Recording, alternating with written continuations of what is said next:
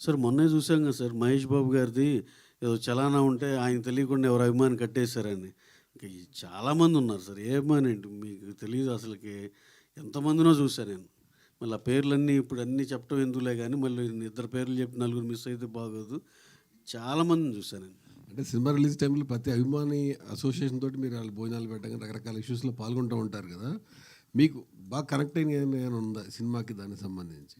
నేను పర్సనల్‌గా సినిమాకంటారా, బాగా విపరీతం కనెక్ట్ అవ్వబట్టే ఈ సినిమా చేసామండి. చాలా నచ్చి ప్రేమించే చేసాం ఇది. సార్ ఉపేంద్ర సార్, సార్ వేరే క్యారెక్టర్లు చేయటం మీ పాత సినిమాల్లో కానీ వేరే క్యారెక్టర్లు చేయటం వేరు, రియల్ లైఫ్లో హీరో పాత్ర చేయటం వేరు. ఎలా బ్యాలెన్స్ చేయగలిగారు? ఎందుకంటే అక్కడ నటించడానికి వీలుండదు, మీ క్యారెక్టర్ మీరే చేయాలి. ఎట్లా బ్యాలెన్స్ చేశారు సార్? ఆయన ఏం చెప్తే అది చేశాను అంతే.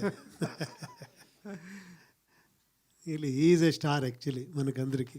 నాకు ఇంతే కావాలి, ఇంతే స్మైల్ చేయాలి, ఇలాగే రావాలి, ఇంతే వాక్ చేయాలి అని అంత కమాండింగ్గా చేశారు. యాజ్ ఏ డైరెక్టర్ నాకు తెలుసు కదా, ఒక డైరెక్టర్ ఇంత ప్యాషనెట్గా చేస్తున్నారు. Have to obey what ever is actually he is my master. అలాగే చేశాను.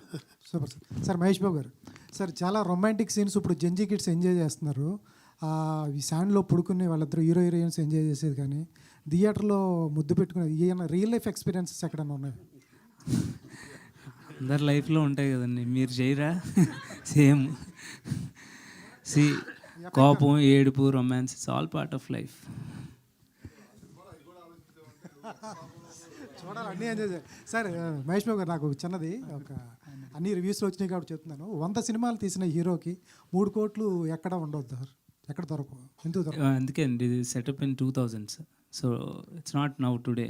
అవునండి, ఆయన ఓన్ ప్రొడక్షన్లు కూడా చేశారండి, చాలా లాస్ అయ్యారు.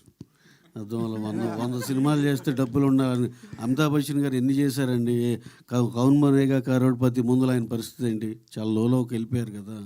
అలా పాతకాలంలో మనం కమెడియన్స్ ఉండేవాళ్ళండి. ఆయన పేర్లు పద్మనాభం గారు, వీళ్ళందరూ సినిమాలు చేసి చాలా నష్టపోయారు.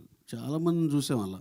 ఈ 100 సినిమాల్లో సారు ఆ క్యారెక్టర్లో మీకు చూపింది ఏంటంటే 25 ఓన్ సినిమాలు చేశారు, చాలా దెబ్బతిన్నారు. అది